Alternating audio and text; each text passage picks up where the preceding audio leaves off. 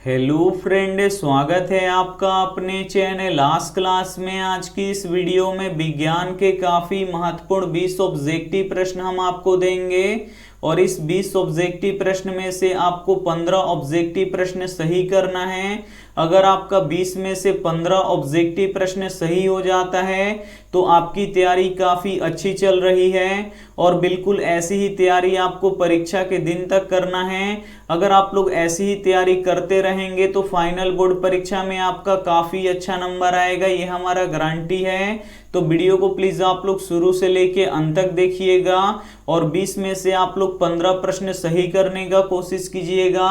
और चैनल को अभी तक आप सब्सक्राइब नहीं किए हैं तो चैनल को सब्सक्राइब कर लीजिएगा और सब्सक्राइब करने के बाद एक बेल आइकन आता है तो बेल आइकन को दबा के ऑल पे कर लीजिएगा ताकि जब भी लाइव क्लास हो तो आपके पास नोटिफिकेशन पहुंचता रहे। तो आइए शुरू करते हैं पहले नंबर प्रश्न से। तो पहला नंबर प्रश्न है कि किस लेंस को अपसारी लेंस कहते हैं। ए ऑप्शन है अवतल लेंस को, बी ऑप्शन है उत्तल लेंस को, सी ऑप्शन है समतल लेंस को, डी ऑप्शन है उत्तल दर्पण को। तो यहाँ पे आपको बताना है कि किस लेंस को अपसारी लेंस कहते हैं। तो अवतल लेंस को अपसारी लेंस कहते हैं, इसे आपको याद रखना है। यहाँ पे ए ऑप्शन बिल्कुल ही सही हो जाएगा। एक प्रश्न ये भी पूछा जाता है कि किस लेंस को अभिसारी लेंस कहा जाता है। तो उत्तल लेंस को अभिसारी लेंस कहा जाता है, तो ये भी साथ में आपको याद रखना है। आइए देखते हैं अगला प्रश्न। दो नंबर प्रश्न है कि सूर्य के प्रकाश से कौन सा विटामिन मिलता है। ए ऑप्शन है विटामिन ए, बी ऑप्शन है विटामिन सी ऑप्शन है विटामिन डी ऑप्शन है विटामिन ई। तो यहाँ पे आपको बताना है कि सूर्य के प्रकाश से कौन सा विटामिन मिलता है। तो सूर्य के प्रकाश से विटामिन डी मिलता है, इसे आपको याद रखना है। यहाँ पे सी ऑप्शन बिल्कुल ही सही हो जाएगा। एक प्रश्न ये भी पूछा जाता है कि विटामिन ए के कमी के कारण से कौन सा रोग होता है। तो विटामिन ए के कमी से रतौंधी होता है, तो ये भी साथ में आपको याद रखना है। आइए देखते हैं अगला प्रश्न। 3 नंबर प्रश्न है कि रक्त लाल किस कारण से दिखाई देता है। ए ऑप्शन है प्लेटलेट्स के कारण से, बी ऑप्शन है हीमोग्लोबिन के कारण से, सी ऑप्शन है डब्ल्यूबीसी के कारण से, डी ऑप्शन है थ्रोम्बोसाइट के कारण से। तो यहाँ पे आपको बताना है कि रक्त लाल किस कारण से दिखाई देता है। तो रक्त लाल हीमोग्लोबिन के कारण से दिखाई देता है, इसे आपको याद रखना है।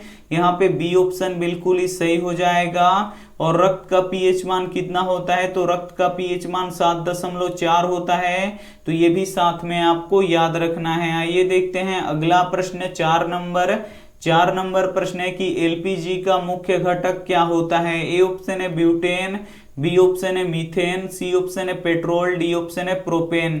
तो यहाँ पे आपको बताना है कि एलपीजी का मुख्य घटक क्या होता है। तो एलपीजी का मुख्य घटक ब्यूटेन होता है, इसे आपको याद रखना है। यहाँ पे ए ऑप्शन बिल्कुल ही सही हो जाएगा। और एलपीजी का पूरा नाम क्या होता है। तो एलपीजी का पूरा नाम लिक्विफाइड पेट्रोलियम गैस होता है, तो ये भी साथ में आपको याद रखना है। आइए देखते हैं अगला प्रश्न। 5 नंबर प्रश्न है कि रॉकेट में ईंधन के रूप में किसका प्रयोग किया जाता है। ए ऑप्शन है हाइड्रोजन गैस का, बी ऑप्शन है पेट्रोल का, सी ऑप्शन है मीथेन का, डी ऑप्शन है डीजल का। तो यहाँ पे आपको बताना है कि रॉकेट में ईंधन के रूप में किसका प्रयोग किया जाता है। तो हाइड्रोजन गैस का प्रयोग किया जाता है, इसे आपको याद रखना है। यहाँ पे ए ऑप्शन बिल्कुल ही सही हो जाएगा। काफी महत्वपूर्ण 20 ऑब्जेक्टिव प्रश्न हैं और इस 20 ऑब्जेक्टिव प्रश्न में से आपको 15 सही करना है। तो वीडियो को प्लीज आप लोग शुरू से लेके अंत तक देखिएगा और वीडियो को लाइक नहीं किए तो प्लीज आप लोग वीडियो को लाइक भी कर दीजिएगा। आइए देखते हैं अगला प्रश्न। 6 नंबर प्रश्न है कि नमक का रासायनिक नाम क्या होता है। ए ऑप्शन है सोडियम बाइकार्बोनेट, बी ऑप्शन है सोडियम क्लोराइड, सी ऑप्शन है सोडियम ऑक्साइड, डी ऑप्शन है इनमें से कोई नहीं। तो यहाँ पे आपको बताना है कि नमक का रासायनिक नाम क्या होता है। तो नमक का रासायनिक नाम सोडियम क्लोराइड होता है, इसे आपको याद रखना है।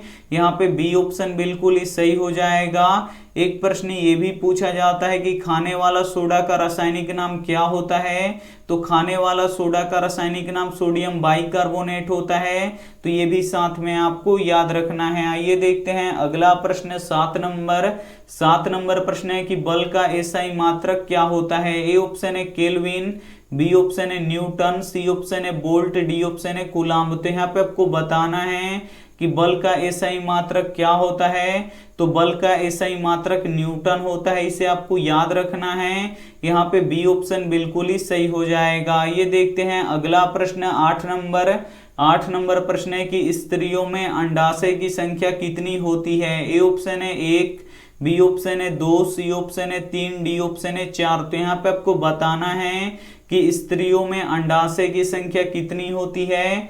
तो स्त्रियों में अंडाशय की संख्या 2 होती है, इसे आपको याद रखना है। यहाँ पे बी ऑप्शन बिल्कुल ही सही हो जाएगा। ये देखते हैं अगला प्रश्न 9 नंबर प्रश्न है कि पेड़ पौधों की पत्तियां हरा किसके कारण से होता है। ए ऑप्शन है क्लोरोफिल के कारण से, बी ऑप्शन है फ्लोरीन के कारण से, सी ऑप्शन है मैग्नीशियम के कारण से, डी ऑप्शन है लौह अयस्क के कारण से। तो यहाँ पे आपको बताना है कि पेड़ पौधों की पत्तियां हरा किसके कारण से होता है। तो क्लोरोफिल के कारण से होता है, इसे आपको याद रखना है। यहाँ पे ए ऑप्शन बिल्कुल ही सही हो जाएगा। और क्लोरोफिल में कौन सा तत्व पाया जाता है। तो क्लोरोफिल में मैग्नीशियम पाया जाता है। तो ये भी साथ में आपको याद रखना है। आइए देखते हैं अगला प्रश्न 10 नंबर प्रश्न है कि परावैंगनी किरण के कारण मनुष्य में कौन सा रोग उत्पन्न होता है। ए ऑप्शन है त्वचा कैंसर, बी ऑप्शन है एड्स, सी ऑप्शन है डेंगू, डी ऑप्शन है मलेरिया। तो यहाँ पे आपको बताना है कि परावैंगनी किरण के कारण मनुष्य में कौन सा रोग उत्पन्न होता है। तो त्वचा कैंसर उत्पन्न होता है, इसे आपको याद रखना है। यहाँ पे ए ऑप्शन बिल्कुल ही सही हो जाएगा। और परावैंगनी किरण को कौन छानता है। तो परावैंगनी किरण को ओजोन परत छानता है। तो ये भी साथ में आपको याद रखना है। आइए देखते हैं अगला प्रश्न 11 नंबर प्रश्न है कि विद्युत आवेश का एसआई मात्रक होता है। ए ऑप्शन है किलोवाट घंटा, बी ऑप्शन है कूलाम्ब, सी ऑप्शन है ओम मीटर, डी ऑप्शन है वोल्ट। तो यहाँ पे आपको बताना है कि विद्युत आवेश का एसआई मात्रक होता है। तो विद्युत आवेश का एसआई मात्रक क्या होता है। तो विद्युत आवेश का एसआई मात्रक कूलाम्ब होता है, इसे आपको याद रखना है। यहाँ पे बी ऑप्शन बिल्कुल ही सही हो जाएगा। और प्रतिरोधकता का एसआई मात्रक क्या होता है। तो प्रतिरोधकता का एसआई मात्रक ओम मीटर होता है। तो ये भी साथ में आपको याद रखना है। और विद्युत विभव और विद्युत विभवांतर का एसआई मात्रक क्या होता है।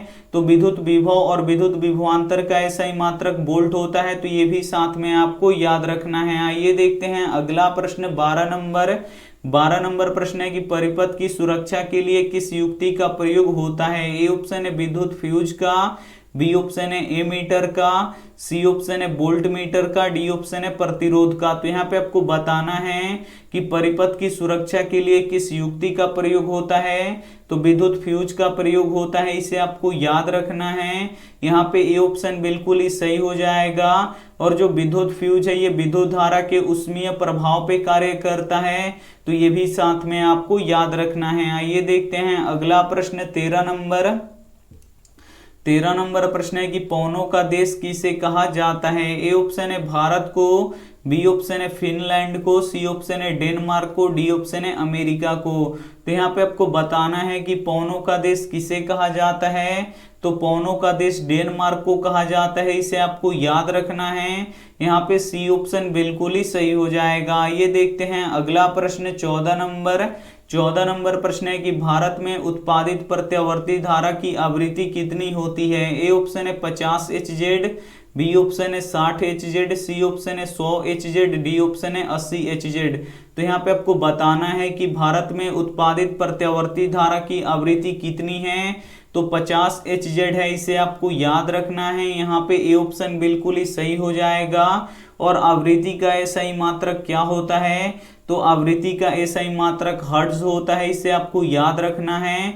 और हर्ट्ज को HZ से सूचित किया जाता है। तो ये भी साथ में आपको याद रखना है। आइए देखते हैं अगला प्रश्न 15 नंबर प्रश्न है कि विद्युत बल्ब के भीतर होता है। ए ऑप्शन है निर्वात रहता है, बी ऑप्शन है वायु भरा रहता है, सी ऑप्शन है निष्क्रिय गैस भरा रहता है, डी ऑप्शन है हाइड्रोजन गैस भरा रहता है। तो यहाँ पे आपको बताना है कि विद्युत बल्ब के भीतर होता है, तो विद्युत बल्ब के भीतर निष्क्रिय गैस भरा रहता है, इसे आपको याद रखना है।